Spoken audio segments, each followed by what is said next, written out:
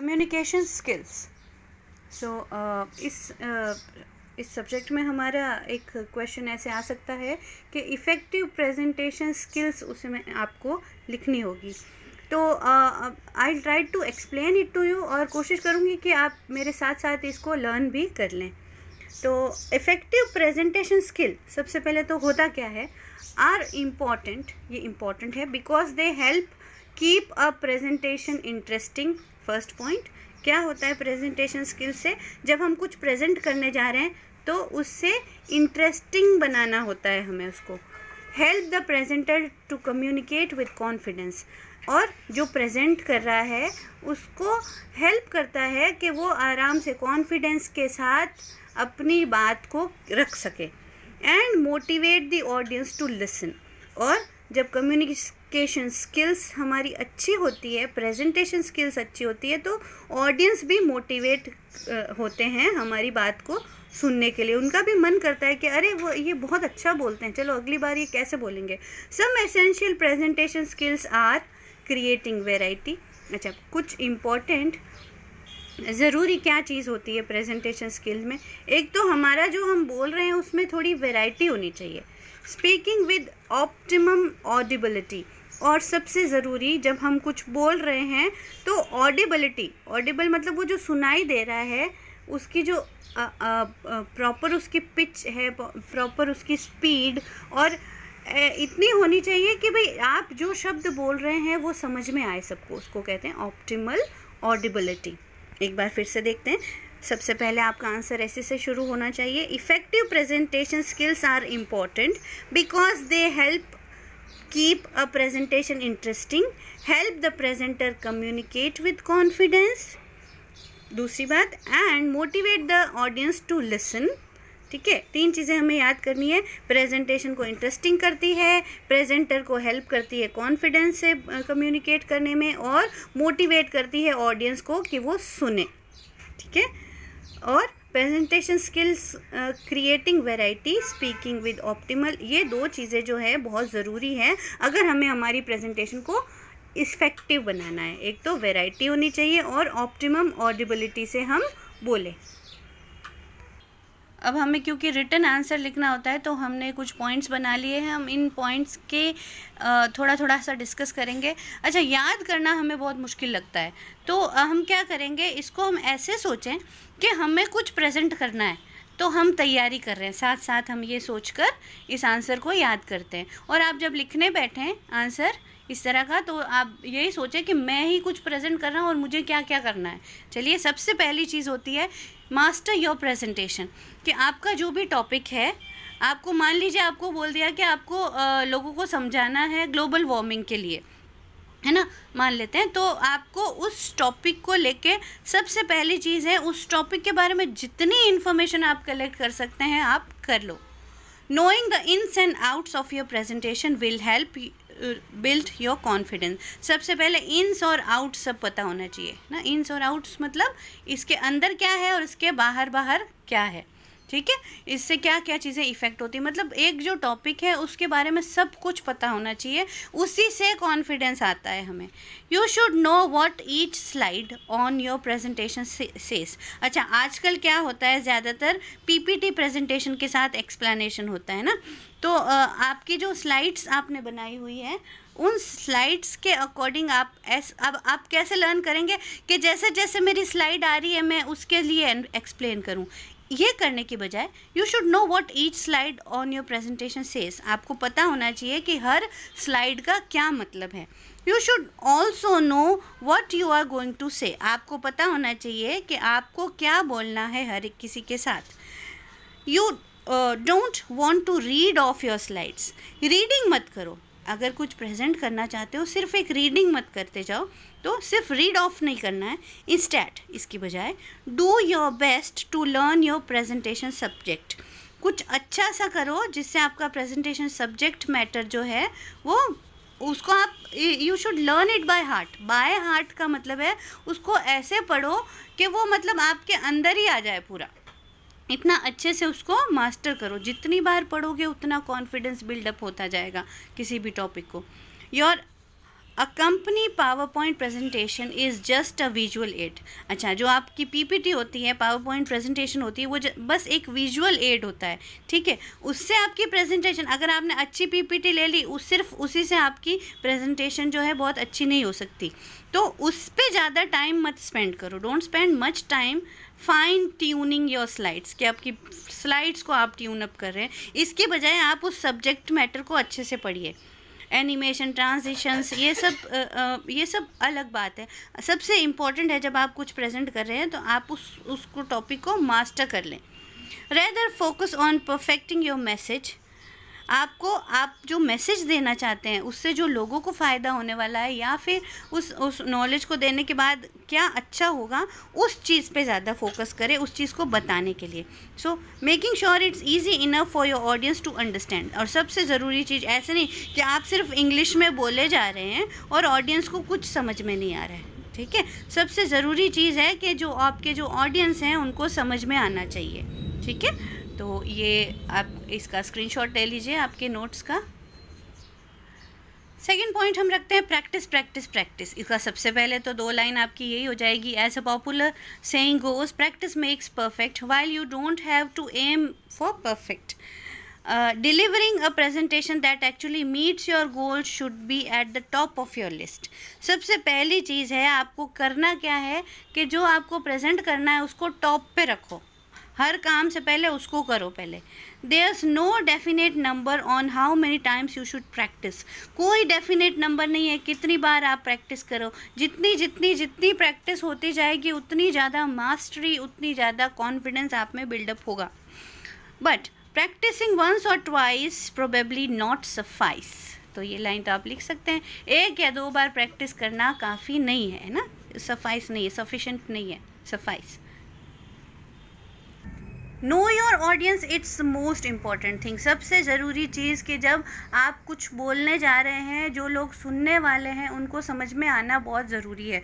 तो आपको पता होना चाहिए कि आपकी ऑडियंस जो है वो किस तरह की आने वाली है आपको सुनने के लिए। So knowing who are speaking to will help you deliver a presentation that will resonate with your audience.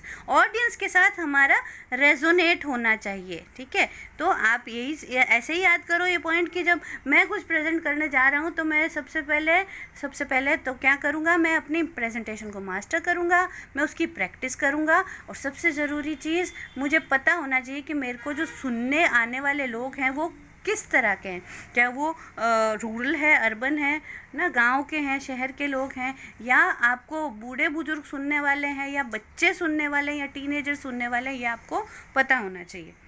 तो हमारा जो है रेजोनेट, एक वर्ड यहाँ आ गया है कि आपकी ऑडियंस से आपकी प्रेजेंटेशन रेजोनेट करनी चाहिए, है ना।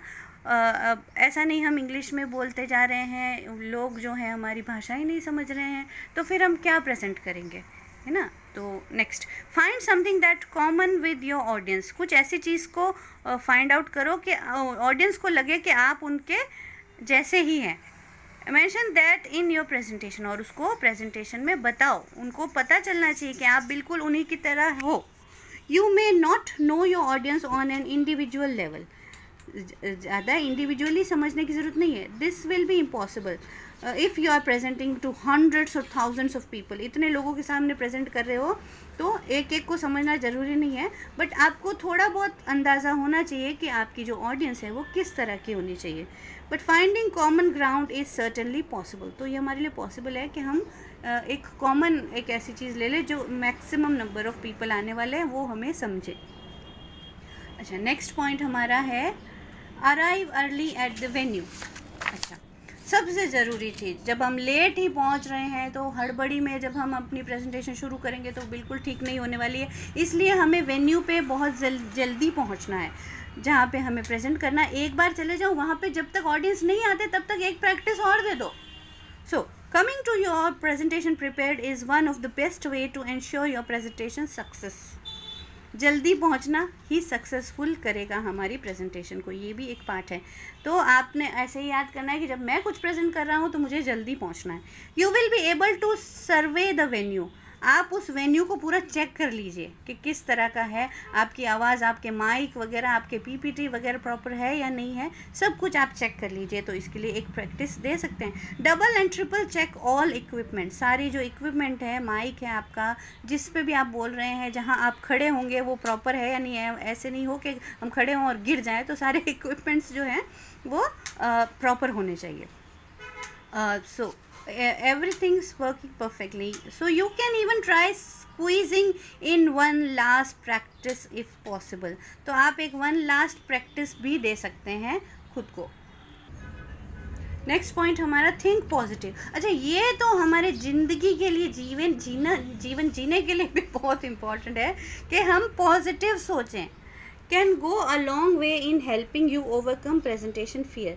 जो प्रेजेंट करने के लिए जो फियर होता है, उसके लिए सबसे इम्पॉर्टेंट ये, हम ये नहीं सोचें यार मैं तो भूल जाऊंगी, जब मैं लोगों के सामने बोलूँगी तो मैं कांपने लग जाऊंगी, मैं नहीं कर पाऊंगी, ये नहीं सोचना है। If you think your presentation going to be a disaster, अगर आप सोचेंगे कि आपकी प्रेजेंटेशन बहुत बुरी होने वाली है, तो then it is going to be a definitely a disaster, तो सच में वो बहुत बुरी होगी। However if you think it's going to be smashing success, लेकिन आप सोचेंगे कि वो एक सक्सेसफुल, स्मैशिंगली सक्सेसफुल होगी, तो ज़रूरी आप वहाँ तक पहुँच सकते हैं। ठीक है, अपना ही माइंडसेट चेंज करेंगे तो ही फ़र्क पड़ेगा। Then you are going to do the absolute best to make sure what happens. तो अपने जब हम सोचेंगे कि मुझे सक्सेसफुली करना है डिलीवर अपना मैसेज, तो फिर मैं क्यों नहीं वर्क करूँगी उसी के लिए ना। तो आपको ऐसे ही याद करें ये पॉइंट कि जब मुझे कुछ अच्छा करना है तो मैं उसके लिए बुरा नहीं सोचूं। व्हेन यू आर ऑप्टिमिस्टिक मतलब आशावादी सोच, कि जब आप अच्छा सोचते हैं, सिर्फ अच्छी साइड ही सोचते हैं, तो you tend to project your optimism while you are presenting. तो आपका जो ऑप्टिमिस्टिक व्यू है वो ही लोगों की तरफ जाता है ना। ऑप्टिमिज्म, जो आपके अंदर जो आशावादिता है, वो ही लोगों तक जाती है। जब आप अच्छा सोचते हैं तभी वो चीज़ अच्छी ही पहुंचेगी लोगों तक।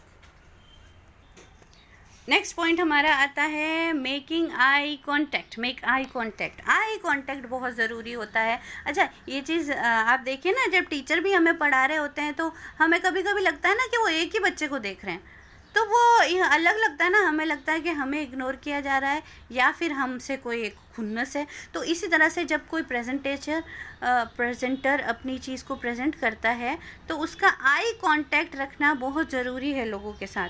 सो no one want to sit through a presentation where the presenter is fixed on his or her shoes। तो और साथ ही अगर आप कुछ चीज़ प्रेजेंट करें, जब हमें घबराहट होती है तो हम क्या करते हैं, सर नीचे करके बोलना शुरू होता है। तो किसी को भी अच्छा नहीं लगेगा अगर प्रेजेंटर जो है अपने शूज़ की तरफ फिक्स हो गया है, अपने शूज़ को ही देखे जा रहा है, या फिर अपनी कंप्यूटर स्क्रीन को देखे जा रहा है, या anywhere else but the audience, कहीं भी देख रहा है, बस ऑडियंस के सामने नहीं देख रहा है। तो ऐसे इंसान को कोई नहीं सुनने वाला। The truth is most of us would think, हमें ऐसा लगता है कि हमें डर लगेगा तो हम एक ही जगह देख लेंगे, हम ऑडियंस की तरफ नहीं देखेंगे तो हमें डर नहीं लगेगा, बट ये गलत है। आप इतना मास्टर कीजिए ना उस सब्जेक्ट को कि आपसे कोई भी कहीं से कुछ भी पूछ ले तो आपको आए, तो आपको अपने आप डर नहीं लगेगा, है ना। तो प्रैक्टिस बहुत ज़रूरी है। So the presenter is being disrespectful. तो क्या होता है, जब हमारा आई कांटेक्ट नहीं होता है, जब हम बोल रहे हैं किसी के सामने और उसके सामने हम नहीं देख रहे हैं, तो क्या होता है, उसको लगता है कि उसकी रिस्पेक्ट नहीं हो रही है ना। So if you don't want your audience to think of you that way, आप नहीं चाहते कि आपके ऑडियंस आपके बारे में ऐसे सोचे, then you should start working on making eye contact with crowd. तो ये ही कोशिश करो कि सबसे ज़्यादा आप आई कॉन्टैक्ट करो क्राउड के साथ। तो आप इसको मिरर, अपनी प्रेजेंटेशन को एक बार, मैं ये सजेस्ट करूँगी कि एक बार मिरर में ज़रूर देख लेना चाहिए हमें हमारी प्रेजेंटेशन को। चलिए हम पॉइंट्स भी याद करते रहे साथ साथ में। सबसे पहले क्या ज़रूरी था, जब मुझे कुछ ऐसे याद करो कि मुझे जब प्रेजेंट करना है, सबसे पहले मैं मास्टर करूँगी उसको, फिर मैं प्रैक्टिस करूँगी, मेरे ऑडियंस के बारे में भी पता लगाऊंगी, वेन्यू पे जल्दी पहुंचूंगी, पॉजिटिव सोचूंगी, मेक आई कांटेक्ट भी रखूंगी। नेक्स्ट पॉइंट हमारा आता है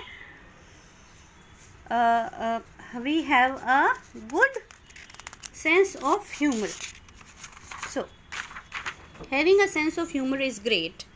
अब इसके बारे में थोड़ा सा एक्सप्लेन कर देते हैं। अच्छी बात होती है सेंस ऑफ ह्यूमर होना। Learning how to put that to good use in your presentation is even better. और हमारी जब प्रेजेंटेशन में हम थोड़ा सा लोगों को हंसा भी देंगे ना, तो वो क्या होता है, उनको मज़ा आएगा हमें सुनने में, है ना। तो no one want to sit through a dry and boring presentation. सिर्फ ड्राई आप बस पॉइंट बोले जा रहे हो और बस, तो वो क्या होता है, थोड़ी देर बाद में इंटरेस्ट लेना कम कर देते हैं लोग. Even if you are presenting a serious subject matter, अगर आप कोई सीरियस सब्जेक्ट मैटर बोलने ही वाले हो तो ऐसा करो, उससे पहले एक वेल टिम्ड सा जोक आप बोल दीजिए, एक छोटा सा जोक सुना दो, बेसिकली ऑडियंस को जो समझ में आए. एक आध जोक आप बोल दीजिए अपने इसमें प्रेजेंटेशन में.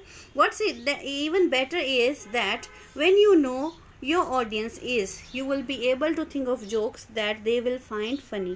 तो इसमें हमारा जो ये पॉइंट था कि हमारे ऑडियंस को अच्छे से हम जाने, तो ये पॉइंट हमारी हेल्प करेगा कि एक याद रखो भाई, अपनी किसी भी प्रेजेंटेशन में 1-2 जोक्स ज़रूर डाल देना. ऐसा नहीं बहुत ज़्यादा, बट 1-2 होने चाहिए. ठीक है. नेक्स्ट पॉइंट हमारा आता है be flexible. Knowing your presentation subject matter by heart is more important than writing a speech word for word. आपने क्या किया, स्पीच लिख ली बहुत अच्छी, और आप अपनी प्रेजेंटेशन में सिर्फ उसको पढ़े जा रहे हो, सिर्फ उसकी रीडिंग कर रहे हो, तो ये नहीं अच्छा लगेगा. थोड़ा फ्लेक्सिबल बनो, थोड़ा क्वेश्चन पूछो, एक ऑडियंस से भी कुछ पूछो, है ना, उनकी भी नॉलेज थोड़ी सी लो. So when you have got an entire speech laid out in front of you, आपके सामने जब स्पीच पड़ी हुई है और आप सिर्फ उसको बोल रहे हो, तो किसी को भी नहीं अच्छा है, क्योंकि पढ़ना सुनना ये तो, रीडिंग तो कोई भी कर सकता है. You can easily fall into trap of reading it out loud. सबको ऐसा नहीं लगना चाहिए आप बस उसको रीड कर रहे हो, लोगों को भी कुछ क्वेश्चंस पूछो, है ना, अब उनके आंसर्स को सुनो. फिर इस तरह से क्या है ना, क्वेश्चंस पूछ के हम जो है हमारी इसको फ्लेक्सिबल और इंटरेस्टिंग बना सकते हैं स्पीच को. तो इसमें हम क्या है ना, बी फ्लेक्सिबल वाले पॉइंट में हम क्वेश्चंस ऐड कर सकते हैं कि भाई मुझे कुछ क्वेश्चंस भी पूछने, तो अपनी स्पीच के अंदर कुछ क्वेश्चंस भी डाल दीजिए. नेक्स्ट आता है हमारा बी कॉन्फिडेंट. हम कॉन्फिडेंट कैसे रहेंगे? When you are nervous wreck on stage. जब आप एक नर्वस सी चीज़ बन जाओगे स्टेज पर, तो आप खुद ही डर रहे हो, तो आप क्या ऑडियंस को बोलोगे? तो your audience is not going to believe a word you say. अगर आप डरते डरते प्रेजेंट कर रहे हो तो कौन बिलीव करेगा आपके ऊपर, है ना. तो कोशिश करना है कि इतना ज़्यादा उस टॉपिक को स्टडी कर ले कि कॉन्फिडेंट तो हम अपने आप हो ही जाएंगे. कॉन्फिडेंट बनने के लिए सिर्फ उसके बारे में सब कुछ पता होना चाहिए हमें. In fact they probably will tune you out shortly after you open your mouth. अगर आप डरते हुए स्टेज पर जाओगे तो लोग भगा देंगे आपको कि डरने वाला वो स्टेज पे क्या कर रहा है. If you want your audience to give you the time of the day, then you are going to have to work hard for it. work hard for it. work hard सिर्फ यही करना है कि जो भी आपको बोलना है उसके लिए आपको प्रैक्टिस करना है ना. नेक्स्ट हमारा पॉइंट आता है don't be afraid to pause every and now. इतने मत डरो कि पॉज लगा दो हर जगह, है ना. अटल बिहारी जी जैसा पॉज नहीं लगाना है, मोदी जी जैसा पॉज लगाना है ना, कि वो पॉज आते ही लोग एक्टिव हो जाएं कि अब क्या बोलने वाले हैं Modi ji. So don't be afraid to pause every now and then. बार बार डोंट पॉज नहीं लेना है. Don't you just love dramatic pauses. Dramatic pauses सही होते हैं, जैसे मोदी जी बोलते हैं ना, तो वो बहुत अच्छा एक ड्रामेटिक सा पॉज होता है, उसके बाद बहुत एक गजब सी पंच लाइन होती है उनकी. So that moment of silence rigid right before the presenter deliver a punch line. कब आपको पॉज लगाना है? जब उससे पहले बहुत इंपॉर्टेंट बात, कोई पंच लाइन बोलने वाले हो आप, उससे पहले पॉज लगाएं. You can practically feel the anticipation building up inside you and your thoughts turn towards guessing what the presenter is going to say. तो आपको एंटिसिपेशन फील करवाना है लोगों को कि अब देखो मैं बहुत कमाल की चीज़ बोलने वाला हूँ, है ना. तो और लोग गेस करने लग जाओ, अरे और रुक गए, अब क्या बोलने वाले हैं, है ना. Engage with your audience. So engage with your audience, ये मैंने आपको बताया था कि ऑडियंस से भी कुछ क्वेश्चंस पूछें, है ना, उनसे भी बात करें, उनकी भी राय लें. और सबसे बड़ी चीज़, अगर कोई अच्छा बोल रहा है तो अप्रिशिएट करो उसको, तालियां बजवा दो, क्लैप करवा दो वहाँ पे, है ना. So your audience is going to be spending their time listening to you. Make it worth their while so respect them and address them as a fellow human being. उनकी रिस्पेक्ट करनी है ना, उनको बहुत अच्छा बोलना. अगर थोड़ा सा भी कुछ बोल दिया तो अप्रिशिएट कर दो उसको, क्लैप करवा दो सबको, तो इससे बड़ा कॉन्फिडेंट होता है इंसान सुनने वाला. तो don't disrespect them by ignoring them. Ignore मत करो. अगर कोई कुछ बोलना चाहता है तो उस चीज़ को इग्नोर मत करो, सुनो उसको. और इसमें आपको भी थोड़ा सा रिलीफ मिल जाएगा ना जब तक कोई बोल रहा है तो. सो यू नॉट ओनली पढ़ते हैं इसको नोट्स को हमारे. Your audience is going to be spending their time listening to you. Make it worth their while. Respect them and address them as fellow human beings. So don't disrespect them by ignoring them and not engage with them. ज़्यादा ही engage भी मत हो जाओगे एक के इंसान के साथ, ठीक है, लिमिट रखनी है. When you engage with your audience you not only gain their attention but you also help ensure they understand your message perfectly. After all, if they get nothing from your presentation, then they might as well have been absent from your presentation. जब किसी को आप eye contact नहीं कर रहे हो, आप कोई क्वेश्चन नहीं पूछ रहे हो, तो क्या होगा, उनको लगेगा कि चलो अब उठ जाते हैं ना, ये प्रेजेंटेशन जो है मोनोटोनस हो जाता है. नेक्स्ट पॉइंट हमारा, stop making excuses. when you are already making excuses long before you given you. अच्छा, किसी ने कुछ क्वेश्चन पूछ लिया तो ऐसे नहीं आपने उसको एक्सक्यूज़ दे देना है. और मान लीजिए अगर आपको नहीं आ रहा है तो आप उसको कहिए कि मैं डेफिनेटली आपकी हेल्प करूँगा और मैं समझाऊँगा आपको ये इसके बारे में, या ऑडियंस से ही पूछ लो कि आप में से कोई जानता है क्या इसके बारे में. तो क्या है ना, आपकी भी हेल्प हो जाएगी. तो एक्सक्यूज़ नहीं देना है. अगर कोई कुछ पूछ रहा है आपको नहीं आ रहा है तो एक्सक्यूज़ मत दो, आप वहीं से निकलवाने की कोशिश करो. जो लोग नीचे बैठे होते हैं वो बहुत इंटेलिजेंट होते हैं. So when you are already making excuses long before you have given your presentation, then you are setting yourself up a failure. और ख़ुद को भी एक्सक्यूज़ नहीं दो. आपको कुछ टॉपिक तैयार करना है तो खुद को भी एक्सक्यूज़ मत करो कि यार कोई नहीं, कल कर लेंगे, बाद में कर लेंगे, उस टाइम होगा जब कर लेंगे, घंटे भर में कर लेंगे, ये सब मत करो, है ना. So you are not going giving yourself a chance to succeed. आपको अगर सक्सीड होना है तो आपको हाथों हाथ उस पर काम करना पड़ेगा, प्रैक्टिस करना पड़ेगा topic. If you truly want to impress your audience then you are going to give it all you have got. You are going to throw those excuses out of the window. सारे excuses को बाहर फेंक दो खिड़की से. तो ये सारी लाइन्स जब हम ऐड करेंगे तो हमारा आंसर थोड़ा सा लेंदी हो जाएगा.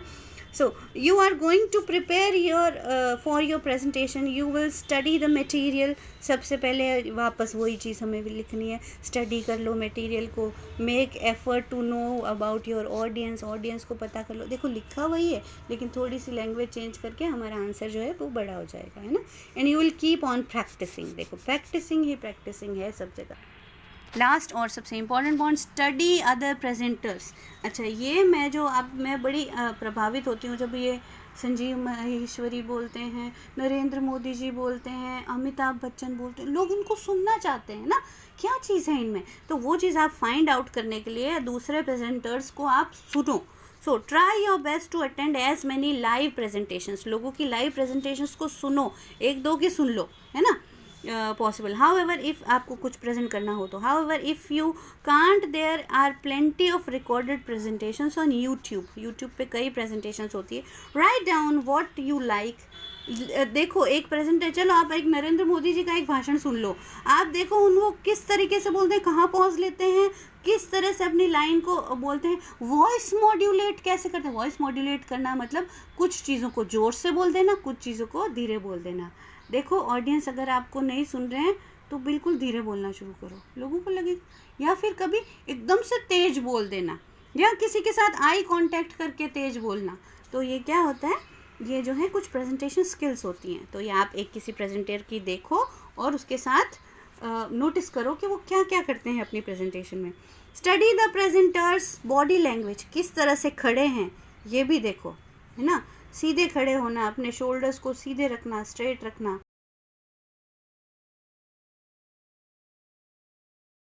का घुटना हिला जा रहा है या कुछ भी आप टेढ़े मेढ़े से खड़े हो तो बहुत गंदा लगता है जब आप कुछ प्रेजेंट करें, आप पोडियम के पास खड़े हैं तो. Study the presenters body language, there speech. तो उनके बोलने का तरीका देखो, स्पीच देखो, कितनी स्पीड है वो देखो, कितना तेज आवाज़ है, धीरे है वो देखो, है ना. देयर प्रेजेंटेशन स्लाइड्स, उनकी स्लाइड्स देखो.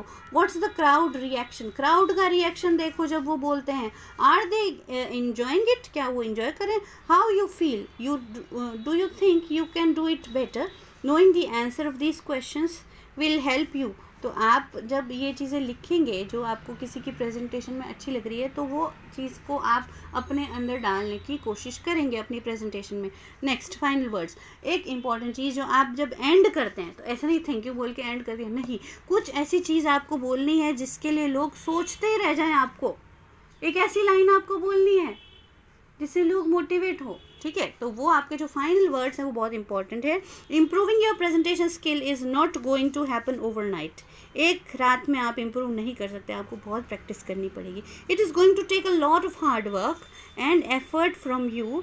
Follow the tricks you have outline. जो आपने आउटलाइन किया है, लोगों को स्टडी किया है, उनको फॉलो भी करो. कि वो यहाँ पॉज लेते हैं मोदी जी, तो मैं भी इस तरह से करूँगी. यहाँ पे उन्होंने एक जोक बोल दिया तो वो मैं भी करूँगी. ये इस तरह से करना है. So this article, and you will be so follow the tricks you have outlined in the article, and you will be well on your way to being a presenter your audience will love. ठीक है, तो इसको हम याद कैसे करेंगे. ऐसे ही याद करो बेटा, जैसे आपको खुद कुछ प्रेजेंट करना है तो आप कैसे तैयारी करोगे. मास्टर करूँगा प्रेजेंटेशन, प्रैक्टिस करूँगा, ऑडियंस को जानूँगा, जल्दी पहुँचूँगा, पॉजिटिव सोचूँगा, आई कांटेक्ट करूँगा, मेरे अंदर थोड़ा सेंस ऑफ ह्यूमर भी लाऊंगा, बोरिंग नहीं रखूँगा, फ्लेक्सिबल रखूँगा, क्वेश्चन पूछूंगा लोगों से, कॉन्फिडेंट रहूँगा जब मैं प्रैक्टिस करूँगा. सो डोंट बी अफ्रेड. पॉज नहीं लगाऊंगा हर जगह. एंगेज होऊंगा ऑडियंस से, उनसे भी पूछूंगा. कुछ मुझे नहीं आया तो क्वेश्चन उन पर थ्रो कर दूंगा, लेकिन ऐसे पता नहीं चलने दूंगा कि मुझे नहीं आता है ना. स्टॉप मेकिंग एक्सक्यूज़ नहीं दूंगा. सबसे पहले तो मेरी तैयारी में मैं खुद को एक्सक्यूज़ नहीं दूंगा. स्टडी अदर प्रेजेंटर्स को, दूसरे प्रेजेंटर्स को पढ़ूंगा. इंपॉर्टेंट है जो मेरी जो फाइनल लाइंस जो है उनको मैं याद ही कर लूँगा. कुछ मोटिवेशनल थॉट्स पिंटरेस्ट पे भरे पड़े हैं ना. Okay, so all the best students of BTech and BCA.